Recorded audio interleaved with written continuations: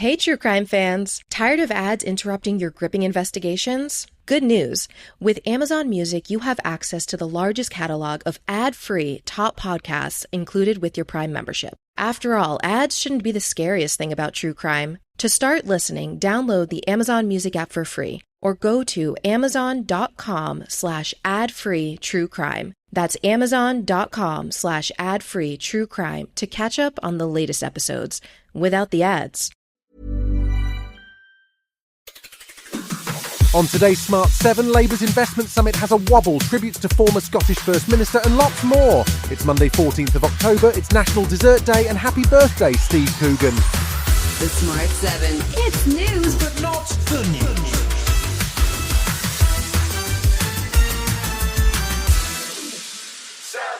Monday sees Labour focusing on growth as they're joined by over 300 international business leaders in London for their flagship investment summit, where PM Sir Keir Starmer will be pitching the UK as open for business. But they've had a bit of a rocky journey after Transport Secretary Louise Hay described one of the attendees, P&O Ferries, as a rogue operator last week. Over the weekend, Starmer seemed confident they could patch things up with P&O and clarified that this isn't the government's position. The proof of the pudding in terms of the strategy we've adopted is, are those big numbers coming in for investment? And the answer to that is yes. Because Louise Hay, the Transport Secretary, had said P&O was a rogue operator. Well, look, that's not the view of the government. The ferry company made waves for all the wrong reasons in 2022 after firing 800 staff and replacing them with cheaper foreign workers, a move that will be illegal under the new Employment Rights Bill introduced last week.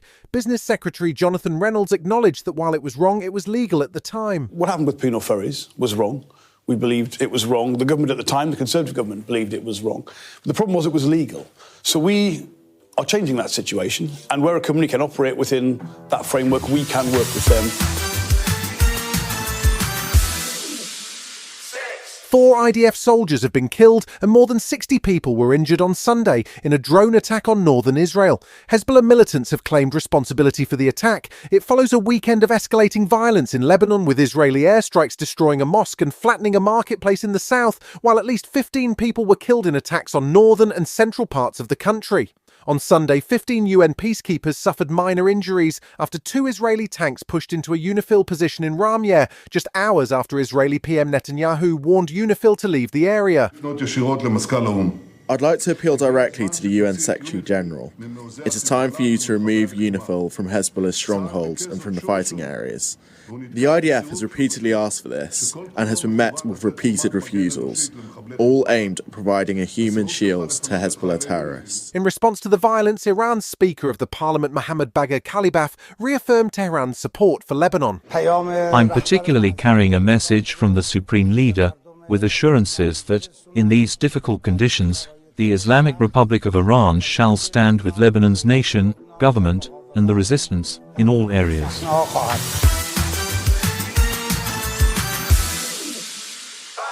Former First Minister of Scotland Alex Salmond died suddenly on Saturday at the age of 69. The Alba Party leader collapsed during a conference in North Macedonia and was pronounced dead at the scene.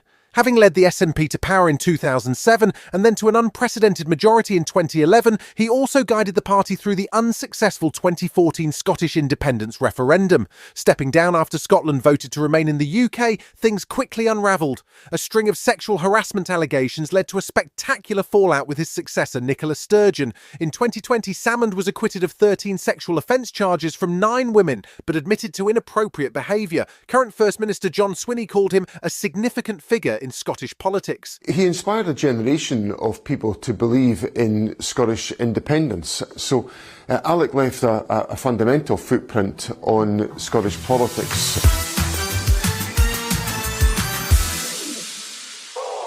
There's just over 3 weeks to go until the US presidential election on November 5th, and Kamala Harris is maintaining a slight lead in the polls over former President Trump. It follows a week of heated political exchanges during Hurricane Milton, where Trump falsely accused the Democrat-led government of neglecting Republican areas in relief efforts. But there was some good news for Harris and Walz, who were able to add another name to their long list of celebrity endorsements. Speaking at a reproductive rights rally in Phoenix on Saturday, Breaking Bad actor Bryan Cranston says it's important to safeguard the rights of future generations. I am a father of a daughter, and it's important to me to be able to have the fundamental right of freedom of choice. And that's why I'm enthusiastically supporting Vice President Harris and Governor Walz. Still to come on the Smart 7, England bounced back in the Nations League and Ariana Grande's got deja vu. Right after this. Hey, true crime fans. Tired of ads interrupting your gripping investigations? Good news. With Amazon Music, you have access to the largest catalog of ad-free top podcasts included with your Prime membership. After all, ads shouldn't be the scariest thing about true crime. To start listening, download the Amazon Music app for free or go to amazon.com/ad-free true crime. That's amazon.com/ad-free true crime to catch up on the latest episodes without the ads. Welcome back.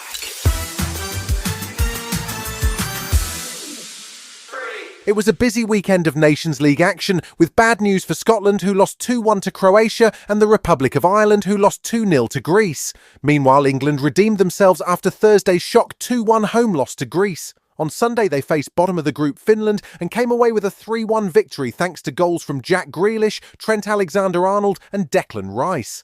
Interim England manager Lee Carsley praised the team's performance but made it clear he's not interested in the job full-time. Obviously, I'm not part of the process, but it deserves a top coach. The players that we've got available, you've got a real chance of winning.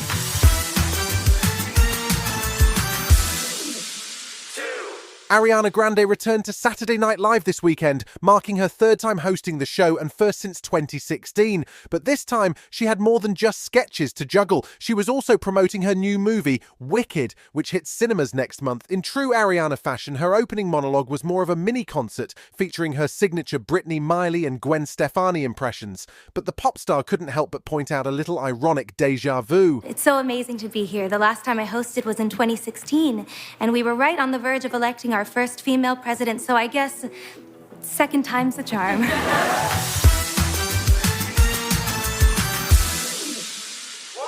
If gritty crime thrillers are your thing, then The Order should definitely be on your radar. Set in the 1980s, it stars Jude Law as FBI agent Terry Husk, who's on the hunt for white supremacist Bob Matthews, played by Nicholas Hoult. Directed by Justin Kurzel, it dives deep into the dark history of extremism in the US, focusing on a real-life supremacist group that operated in the Pacific Northwest in the 80s. After premiering to rave reviews at the Venice Film Festival in August, it's set for theatrical release in December. The trailer's just dropped, and it's not one to miss. This book holds our birthright. It tells the story of a group of white separatists waging a race war against the United States government. We don't advocate any of our members breaking any laws. But some do. Well, you must understand that, being in a cult like the federal government. You've been listening to The Smart 7. We'll be back tomorrow at 7 a.m. Hit that follow button and have a great day. Give us 7 minutes, and we'll give you the world. If there's one thing that my family and friends know me for, it's being an amazing gift giver. I owe it all to Celebrations Passport from 1-800-Flowers.com, my one-stop shopping site that has amazing gifts for every occasion. With Celebrations Passport, I get free shipping on thousands of amazing gifts. And the more gifts I give, the more perks and rewards I earn. To learn more and take your gift giving to the next level, visit 1-800-Flowers.com/ACAST. That's 1-800-Flowers.com/ACAST.